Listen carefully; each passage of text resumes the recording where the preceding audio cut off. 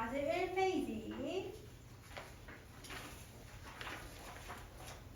에너지 전환과 보존. 에너지 보면은 여러 가지 에너지 지금 책에 나와 있죠. 빛 에너지, 소리 에너지, 열 에너지, 화학 에너지, 전기 에너지. 나머지 에너지들을 알 거고, 화학 에너지는 화학 결합에 의해서 결합되어 있는 물질들이 가지는 에너지라고 생각하면 돼요. 우리 몸도 화학 에너지로 이루어져 있고, 음식물 같은 것도 다 화학 에너지로 이루어져 있다. 이렇게 생각해 주시면 됩니다. 자, 에너지 전환. 우리 역학적 에너지 보존 법칙을 했는데, 여기는 그냥 에너지 보존 법칙이 나와 있어요. 역학적 에너지 보존 법칙은 조건이 필요했지, 공기 저항이나 마찰이 없을 때만 보존된다. 그죠? 근데 에너지 보존 법칙은 항상 성립합니다. 항상 성립. 공기 저항이나 마찰이 있을 때도 성립하는 게 에너지 보존 법칙. 에너지 보존 법칙 안에는 모든 에너지가 다 포함되어 있는 법칙이에요. 그래서 에너지는 새로 생기거나 없어질 수 없고요. 다른 에너지로 전환만 가능하다. 이런 법칙입니다. 그래서 위에 그림은 에너지 전환에 관한 그림인데, 그냥 한 번씩 그렇구나 이렇게 읽어보면 되고, 지금 외울 필요는 없어요. 알겠죠? 이거는 시험 칠 때, 뭐 학교에서 내신 시험 칠 때 그때 바짝 외우면 되고요. 지금은 그냥 한 번씩 읽어보시면 되는 거. 자, 전기 에너지의 발생으로 넘어갈게요. 에너지 중에서도 전기 에너지를 한번 다뤄볼 건데, 전기 에너지가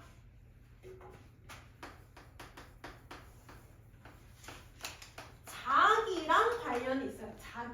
자기라는 거는 자석을 의미해. 자석. 2학년 때 자기장 배웠지? 손으로 막 이렇게 하는 거 했었잖아. 그치? 2학년 때 나오죠. 그래서 그때 배우는 자기와 전기가 있는데, 2학년 때 하는 거는 전기에 의해서 자기가 만들어지는 거랑 아마 했을 거야. 도선이 이렇게 있을 때 전류가 위로 오른다. 자기장은 이렇게 하고 이렇게 원 형태로 자기장이 만들어진다. 이런 거를 한번 했을 겁니다. 2학년 때. 이거는 전기에 의해서 자기가 만들어지는 경우고요. 오늘 하는 거는 자기에 의해서 전기가 만들어지는 거를 해보는 거야. 알겠죠? 그래서 전기와 자기가 상호작용하는 거를 전자기라고 불러요. 전자기. 전기와 자기가 상호작용하는 거. 전자기인데, 전자기에 의해서 전기 에너지가 유도된다라고 해서 전자기 유도라고 부릅니다. 전자기 유도. 전자기 유도는 자기장이 변하면서 자석이 막 움직이면 자기장이 변하거든요. 자기장의 변화에 의해서 전류가 흐르는데, 그때 흐르는 전류를 유도된 전류야 유도전류라고 불러줘요. 유도전류가 만들어지는 거를 전자기 유도라고 해줍니다.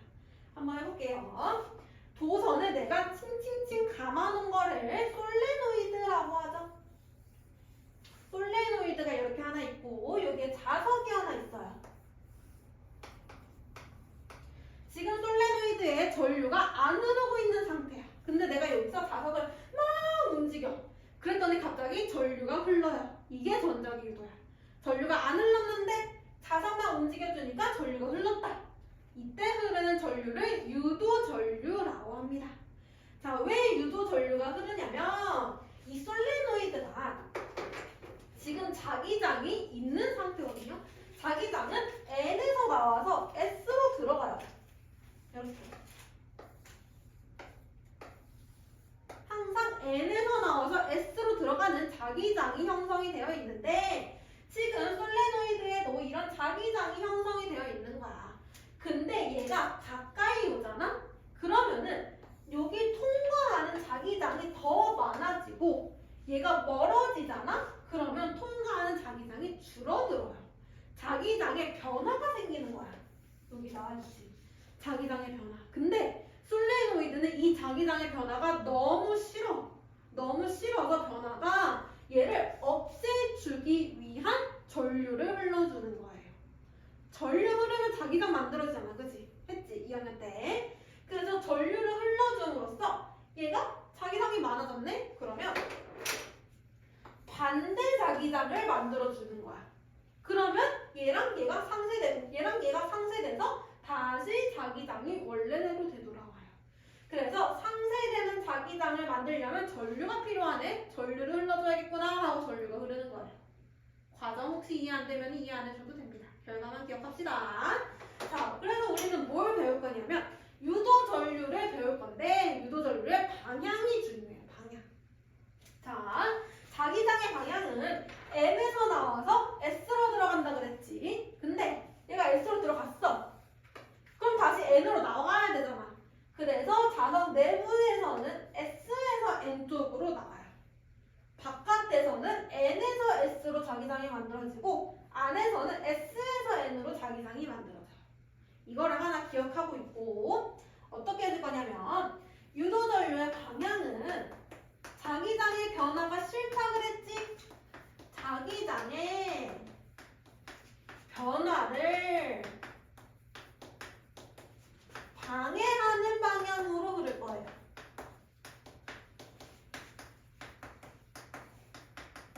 근데 말이 조금 어려워. 쉬운 말로 바꿔줄게. 자석의 움직임을 방해하는 방향.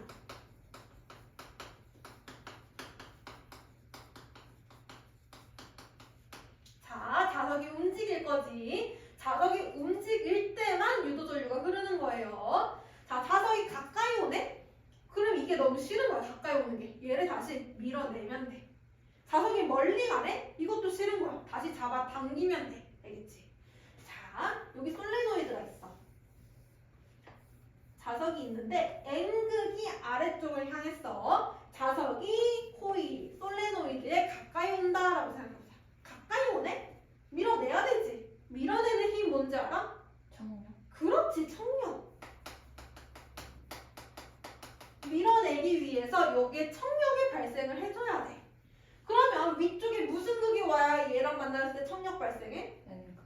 그렇지, 똑같은 극이 왔을 때 청력이 발생해서 밀어낼 수가 있어. 그럼 위에가 N극이 만들어지고 아래가 S극이 만들어지는 거야. 그러면 여기 자석이 하나 생겼다고 생각해. 이렇게. 그럼 자기장의 방향은 S에서 N 방향이지. 안쪽이니까. 그치? 그러면 이번에도 오른손 법칙 사용하는 거야. 엄지가 자기장이고 나머지 손가락이 전류야. 자기장이 위쪽으로 흐르네. 전류는 이렇게 만들어지는 거야. 반시계 방향으로 만들어지겠죠. 전류는 반시계 방향. 이렇게 유도 전류가 흐르는 거야. 한 번 더 해보자. 이번에는 N극이 멀어지는 거야. 멀어지네. 다시 잡아 당기지? 무슨 이? 인력. 인력. 그럼 위에 무슨 극 와야 돼? S극. S극. 그럼 밑이 N극. 그러면은 S에서 N. 이렇게. 그지? 아래쪽. 그럼 전류는 시계 방향. 이렇게 흐르는 거야. 조금 할 수 있어? 자, 또 해보자. 이번엔 S가 다가온다. 여기 무슨 이? 청력.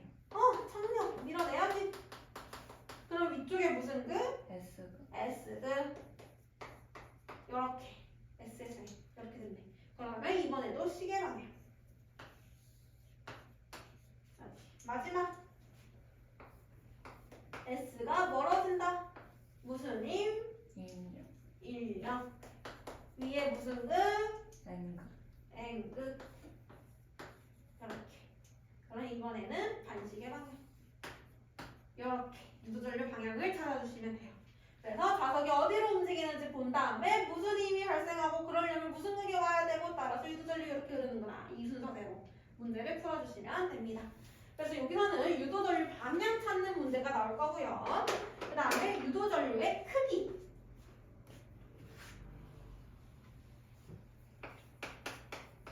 크기가 커질 수 있는 방법이 세 가지가 있어. 첫 번째는 자기장의 변화를 많이 만들어주면 유도전류가 커지거든. 그래서 자석이 강할수록 강한 자석이 있고 약한 자석이 있어요. 자석이 강할수록 자기장의 변화가 커서 유도전류 커지고요. 두 번째, 자석을 빠르게 움직일수록 유도전류 커지고요. 세 번째, 솔레노이드에 감은 수를 많이 발휘할 수 있는 유도전류가 커집니다. 이 세 가지 방법에 따라서 유도전류는 커질 수 있다. 이렇게 알아두면 되고, 그 다음에 이 전자기 유도를 이용한 기구가 하나 있는데 발전기라는 기구가 있어요. 전동기는 들어봤어? 전동기 2학년 때 나오잖아. 그치? 힘 발생해서 얘가 회전한다. 발전기는 전동기랑 똑같이 생겼어. 근데 전동기라는 거는 전기를 이용해서 운동을 하는 기구거든? 전기를 걸어주면 얘가 막 회전하는 운동을 하는 기구야. 근데 발전기는 좀 달라. 반대야. 발전기는 전기를 발생시키는 기구야. 얘는 전기 에너지를 운동 에너지로 바꿔주는 거고, 발전기는 운동 에너지를 전기 에너지로 바꿔주는 거야. 두 개가 반대야, 에너지 전환이. 그래서 발전기는 막 코일을 회전시켜주면은 전기가 발생하는 이런 기구예요. 근데 생긴 거는 비슷하게 생겼어. 양쪽에 자석이 있고 가운데에 코일이 있어. 여기서 전동기라면 여기에 전기를 걸어주면은 전기와 자기가 만나서 힘이 발생해서 얘가 회전한다. 이렇게 배웠을 거고, 발전기는 여기에 코일이 터빈이 이렇게 연결이 되어 있거든. 터빈이. 그러면 누가 이 터빈을 돌려주는 거야. 터빈이 돌아가면은 여기 코일이 돌아가지. 그치? 그러면 아까는 얘는 코일을 가만히 두고 자석을 막 움직여주는데, 이번에는 자석을 가만히 두고 코일을 막 움직여주는 거야. 막 회전시켜주는 거야. 그러면 유도전류가 발생해. 얘랑 비슷한 원리야. 얘는 코일 가만히 두고 자석 움직이고, 얘는 자석 가만히 두고 코일 움직이고. 그래서 여기에 유도전류가 흐르는 거. 이게 발전기의 원리예요. 그래서 이때 터빈을 누가 돌려주냐에 따라서 수력 발전도 있고, 풍력 발전도 있고, 화력 발전도 있고, 이런 발전 방식이 전부 다 발전기를 이용한 발전 방식들이에요. 알겠죠? 그래서 발전기 이렇게 간단하게 이해하고 넘어가 볼게요. 자, 142페이지.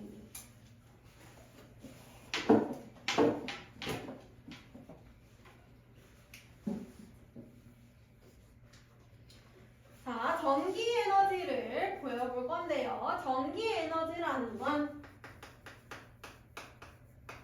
어떻게 구하냐면 전류 곱하기 전압 곱하기 사용한 시간으로 구해줍니다. 전기 에너지는 전류 곱하기 전압 곱하기 사용한 시간. 근데 전기 에너지를 1초 동안 사용했을 때, 1초 동안 기구를 사용하는 거야. 이때 사용한 전기 에너지를 우리는 소비 전력이라고 얘기해줘. 소비 전력은 1초 동안 소비한 전기 에너지. 그러면 전기 에너지를 시간으로 나눠주면 되겠네.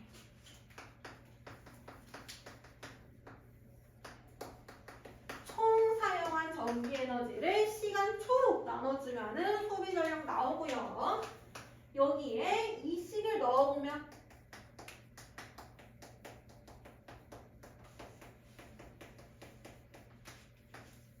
이렇게 되죠? 그러면 시간 나눠주고 전류 곱하기 전압이 나옵니다. 그래서 소비 전력은 전류 곱하기 전압으로 보통 구해요. 안 어렵지? 그 다음에 소비 전력은 1초 동안 소비한 전기 에너지고, 근데 우리가 전기기구를 1초만 사용하진 않잖아. 그치? 일정 시간 동안 사용한 전기 에너지를 전력량이라고 해. 전력량은 일정 시간 동안 소비한 전기 에너지.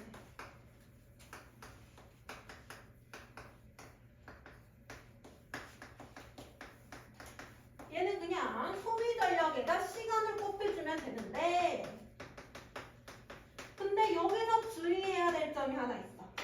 소비 전력은 단위가 초였어. 근데 이때 곱해주는 시간의 단위는 아워야, 아워. 시. 만약에 소비 전력이 뭐 40이다.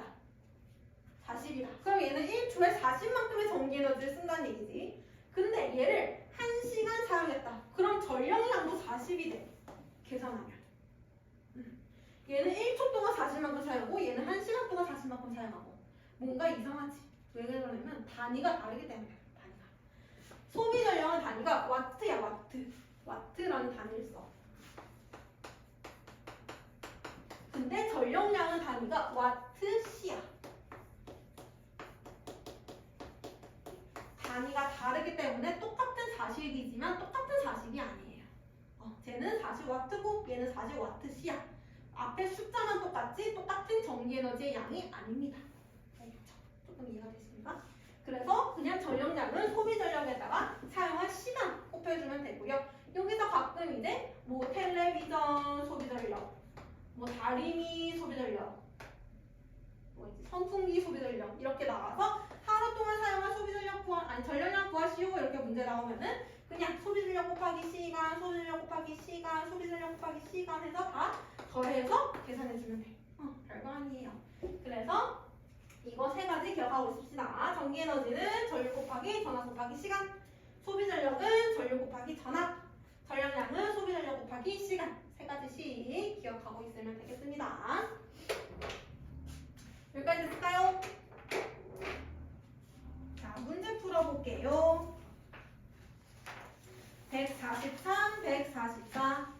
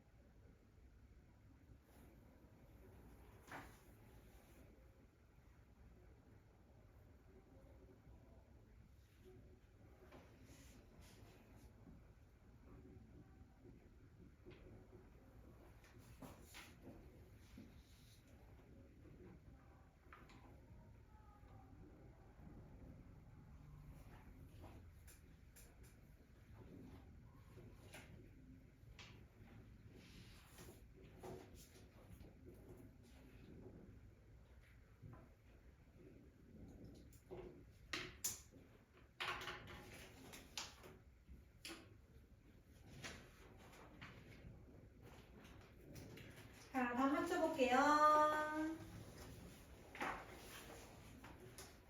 1번에 5xx5 2번에 니은 디귿 3번에 기억 화학 에너지 니은 전기 에너지 4번에 1번 기억 비읍 2번 니은 리을 3번 디귿 기억 4번 리을 니은 미음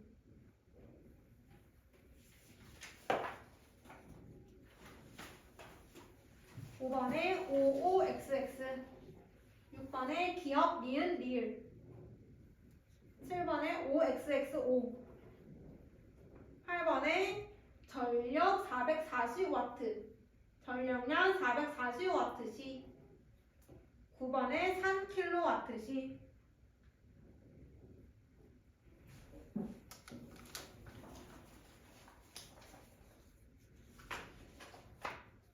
모르는 거 6번이요. 6번 그림과 같이 검유계를 연결한 코일에 자석을 가까이 하였다. 검유계 바늘이 움직이는 경우를 고르시오. 검유계는 전류를 측정하는 기계에 바늘이 움직였다는 얘기는 전류가 흘렀구나 라는 얘기. 기억 자석을 코일에 가까이 한다. 그죠? 자석을 움직여주면 돼. 자석을 코일에 가까이 하거나 니은 자석을 코일에서 멀리 한다 하면은 흐를 것이고 디귿 자석이 코일 속에서 정지했다. 정지하고 있으면 유도전류 안 흘러요. 무조건 움직여야 돼요. 그다음 리을 코일을 자석에 가까이 한다. 코일을 두고 자석을 움직이나 자석을 두고 코일을 움직이나 똑같은 경우죠. 그래서 기억 니은 리을 9번이요. 9번 표는 어느 가정에서 하루 동안 사용한 전기기구의 사용 시간을 나타낸 것이다. 이 가정에서 하루 동안 사용한 총 전력량을 물어봤으니까 소비 전력 곱하기 시간 해주면 되는데 얘는 개수도 나와 있네. 전등은 60 곱하기 4 근데 5개 5 텔레비전 250 곱하기 2 개수는 1 컴퓨터 150 곱하기 2 곱하기 개수 1 냉장고 100 곱하기 10 곱하기 1 계산한 다음에 전부 다 더해주면은 3000이 나와요. 근데 얘를 킬로로 나타내려면은 킬로가 1000이니까 3kW 시가 됩니다.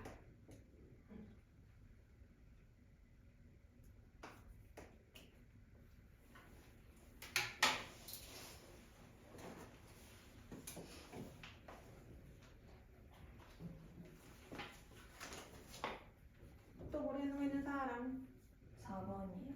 4번 다음 민간에 알맞은 용어를 골라 기호를 쓰시오. 선풍기 선풍기는 전기 연결하면은 날개 돌아가지. 전기 에너지가 운동 에너지로 되는 거. 광합성은 빛을 받으면 포도당이 형성되는 거. 빛 에너지가 포도당 화학 에너지로 되는 거. 마이크는 소리를 내면은 얘를 전기로 바꾼 다음에 다시 스피커로 나가죠. 그래서 소리 에너지가 전기 에너지로 되는 거. 모닥불은 화학 에너지. 처음에 불 나기 전에 뭐라고 해야 되지? 불이랑 나무가 만나죠? 이게 화학 에너지. 화학 에너지가 열 에너지랑 빛 에너지로 나가겠네요.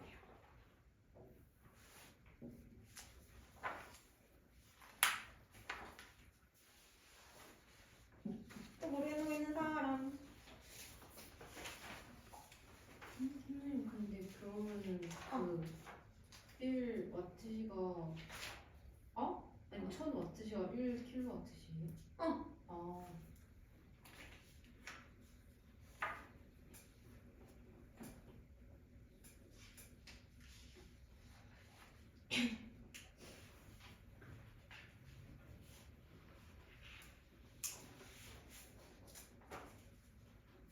다 됐습니까? 자, 화학 해봅시다. 화학 빨리 끝내야겠다.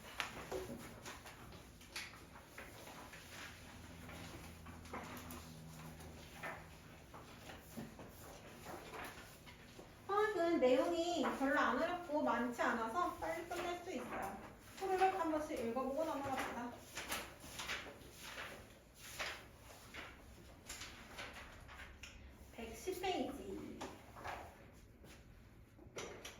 자, 물질의 변화와 화학 반응식 먼저 해볼게요. 물질의 변화에는 두 가지가 있습니다. 첫 번째, 물리 변화.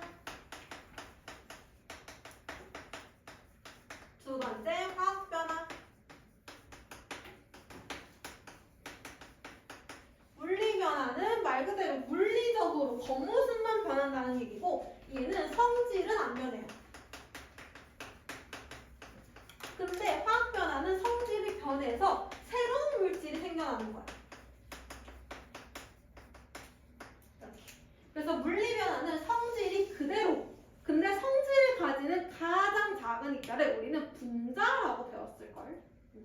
분자라고 해요. 그래서 물리 변화는 성질이 그대로기 때문에 분자의 종류가 안 변합니다.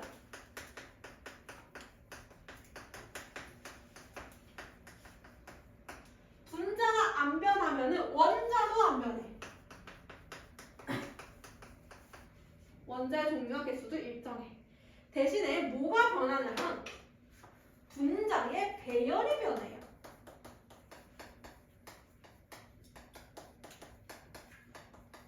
물이 얼음이 된다. 성질 안 변하지. 물이라는 성질은 안 변해. 대신에 물의 분자의 배열이 변하는 거야. 그래서 분자의 배열은 변하는데 분자의 종류와 개수는 변하면 안 됩니다. 자, 화학 변화는 성질이 변해. 즉 얘는 분자의 종류와 개수가 변한다는 뜻이야. 분자의 배열은 당연히 변하겠지. 분자의 종류가 변하니까 얘는 분자의 종류와 개수도 변한다.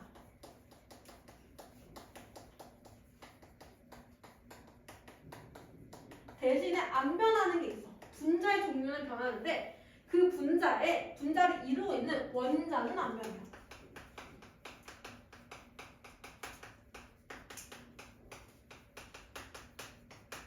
원자가 없어지거나 새로 생길 수는 없고 원자의 배열 자체가 변하면서 분자가 변하는 거예요. 알겠죠? 그래서 공통적으로 안 변하는 게 원자의 종류와 개수는 공통적으로 안 변합니다. 얘가 안 변함으로써 무슨 현상이 일어나냐면 질량이 안 변해요. 그래서 물리 변화가 일어나든 화학 변화가 일어나든 질량은 안 변해요. 왜 그러냐면 원자의 종류와 개수가 일정하기 때문이다. 이렇게 해주면 돼요. 그래서 책에 보면은 물리 변화와 화학 변화의 예시가 나와 있습니다. 물리 변화는 모양 변화. 컵이 깨진다고 컵이 아닌 건 아니죠. 종이를 자른다고 종이가 아닌 건 아니죠. 성질은 그대로. 용해는 녹는 거지. 설탕을 물에 녹이면 단맛도 나고 물의 성질도 가지고 있어. 성질이 안 변하고 그냥 섞이는 거죠. 확산, 잉크가 물속으로 퍼진다고 잉크가 아닌 건 아닌 것처럼 성질은 안 변한다. 상태 변화, 뭐 고체가 액체가 되거나 액체가 기체가 되거나 이런 것들도 성질은 안 변하고 분자의 배열만 변하는 겁니다. 그 다음에 화학 변화는 나머지는 전부 다 화학 변화예요. 색깔, 냄새, 맛 등의 변화. 과일이 익거나 상하거나 이런 것들, 아니면 뭐 사과가 발견되거나 이런 것들 전부 다 화학 변화. 빛과 열 발생, 물질이 타거나 반딧불이가 빛을 내거나 이런 것들. 기체 발생, 달걀 껍데기와 식초, 즉 탄산, 칼슘과 산이 만났을 때. 그래서 보통 금속이랑 산이 만나면 기체가 발생해요. 이런 것도 화학 변화. 근데 기체가 발생하는 것 중에 탄산음료, 탄산음료의 뚜껑을 열면 기체가 발생하거든. 근데 그거는 물리 변화예요. 그것만. 알겠지? 나머지 다 기체 발생은 화학 변화인데 탄산음료만 물리 변화예요. 그때 발생하는 기체는 용해도가 다르기 때문에 그래. 2학년 때 배우자. 용해도. 용해도 때문에 그런 거예요. 그래서 탄산음료에서 기포 발생하는 거는 물리 변화입니다. 헷갈리지 마시고. 그 다음에 앙금생성. 앙금생성 반응에 몇 가지가 있어. 염화, 은, 앙금. 아이오딘화, 납, 앙금. 탄산, 칼슘, 앙금. 황산, 바륨, 앙금. 이런 것들. 네 가지는 기억해두자. 이거는 화학 변화입니다. 화학 변화. 하나 적어줄게. 앙금생성. 염화, 은. 탄산, 칼슘.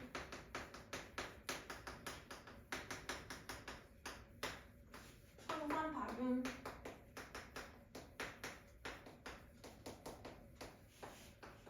아이오딘화, 납.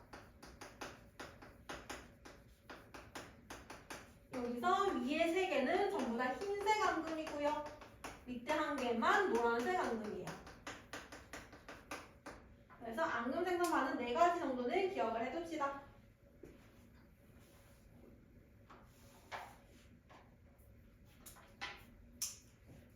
그 다음에 밑에는 우리 방금 했던 거, 뭐 분자의 배열은 변하고 분자의 종류와 개수는 안 변하고 이런 것들. 방금 했던 거 표로 나타내져 있는 거고요.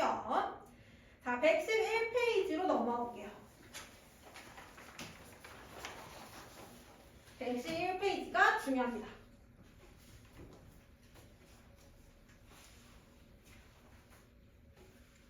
화학 변화가 일어날 때 그 화학 변화를 우리는 이제 식으로 쓸 거예요. 식으로. 그래서 그거를 화학 반응식이라고 얘기를 하는데, 자, 예를 들면은 물 생성 반응 한번 해볼게요.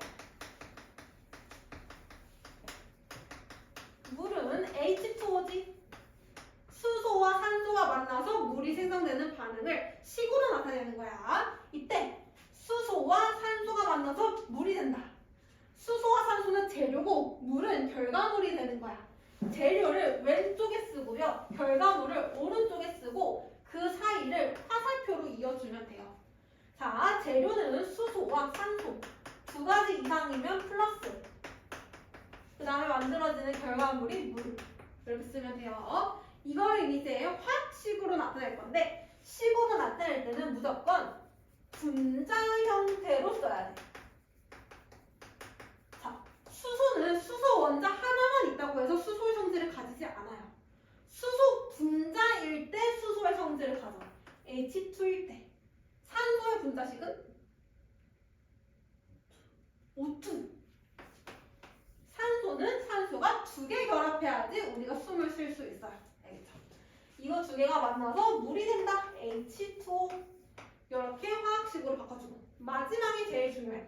개수 맞춰주기라고 하는데 개수는 뭐냐면 이 수소가 몇 개 있고 산소 분자가 몇 개 있고 물 분자가 몇 개 있냐. 이게 개수예요. 개수. 몇 개 있는지. 분자가 몇 개 있는지.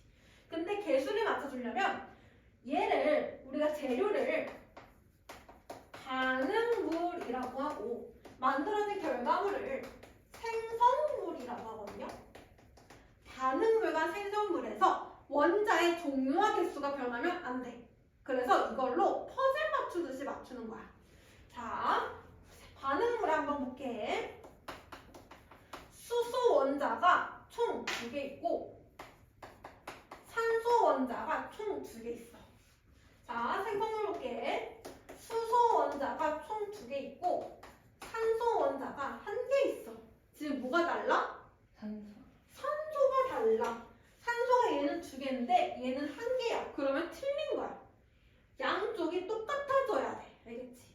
그러려면 우선 산소 2개를 맞춰주면 돼. 그러면 이 앞에 2를 붙여주는 거야. 산소 2개를 만들어주려면. 근데 얘는 앞에 붙는 2는 산소에만 2가 아니고 이거 전체가 2개 있다는 뜻이야. H2O가. 그럼 H가 몇 개? 수소가 4개. 4개네. 산소는 2개네. 이번엔 산소가 많았어. 근데 수소가 틀리네. 그럼 얘를 곱하기 2 해주면 되잖아. 그럼 4 되잖아. 이 앞에 2를 붙여주면은 수소 분자가 2개. 그래서 4. 그러면 얘 수소 원자 4개, 산소 원자 2개. 1은 생략. 1 생략. 얘는 H2O가 2개니까 수소 4개, 산소 2개. 그러면 양쪽이 똑같아져요. 그러면 맞는 거야. 이렇게 퍼즐 맞추는 거야. 자, 한 번 더 해볼게. 이번에는 질소와 수소가 만나서 암모니아가 생성된다.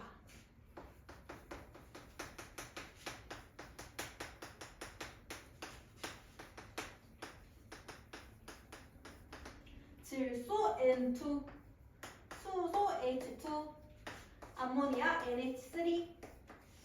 이렇게. 이거를 알려면 분자식은 알고 있어야겠죠. 자, NH3가 됐어. 여기 질소 2개 있네. 질소 2개 맞춰줘야 되지. 앞에 2. 이때 이 식을 맞춰줄 때 이 뒤에 이렇게 숫자 적으면 안 된다. 알겠지? 원자의 개수를 변화시킬 순 없어. 우리는 분자의 개수만 변화시키는 거야. 2가 됐어. 그럼 질소 2개. 수소 몇 개? 6개. 6개. 3개짜리가 2개 있으니까 6개. 여기는 질소 2개, 수소 2개. 뭐가 틀려? 수소. 수소 어떻게 해주면 돼? 3배. 3배 해주면 돼. 앞에 3 붙여주면 돼. 그러면 이제 맞지. 이렇게 맞춰주면 돼요. 할 수 있을까? 그래서 이렇게 화학 반응식을 써주시면 되겠습니다. 1은 생략하고 그리고 그리고 이 앞에 오는 숫자는 무조건 정수비여야 됩니다. 알겠지? 분수 오면 안 돼, 소수도 오면 안 되고 무조건 정수비. 이렇게 맞춰주시면 되고요. 넘어가 봅시다.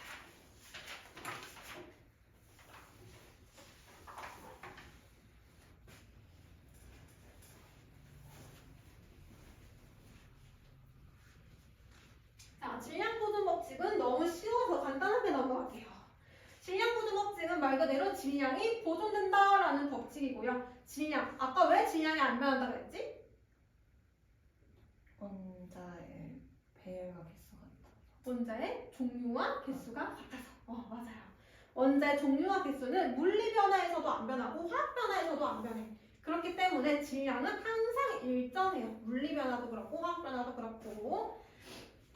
그래서 질량 보존 법칙은 반응물의 질량과 생성물의 질량이 똑같다라는 법칙이고요. 물리 변화, 화학 변화 둘 다 성립한다라고 되어 있습니다. 자, 그래서 밑에랑 다음 페이지 보면은 질량 보존 법칙이 성립하는 경우가 세 가지 나와 있어요. 항상 성립하는데 우리는 대표적으로 세 가지만 보자라는 거야. 첫 번째가 앙금 생성 반응, 두 번째가 기체 발생 반응, 세 번째가 연소 반응이에요. 셋 다 당연히 질량 보존 법칙은 성립을 해. 근데 마치 성립 안 하는 것처럼 보여.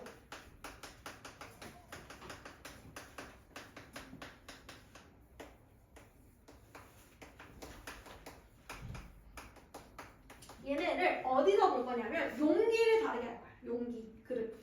용기를 열어놓을 수도 있고 닫아놓을 수도 있어. 그래서 두 가지 용기에서 볼 건데 앙금 생성 반응은 상관이 없어요. 왜냐면 얘는 용기에 상관없이 항상 질량이 일정하거든.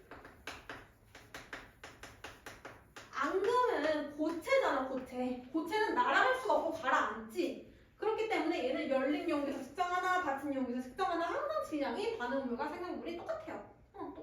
근데 기체 생성 반응은 조금 말이 달라. 용기를 닫아놓으면 상관이 없거든? 닫아놓으면 그 안에서 뭐 기체가 발생하든 뭐가 발생하든 다 측정이 되잖아, 질량이. 그래서 항상 질량이 일정하게 나와.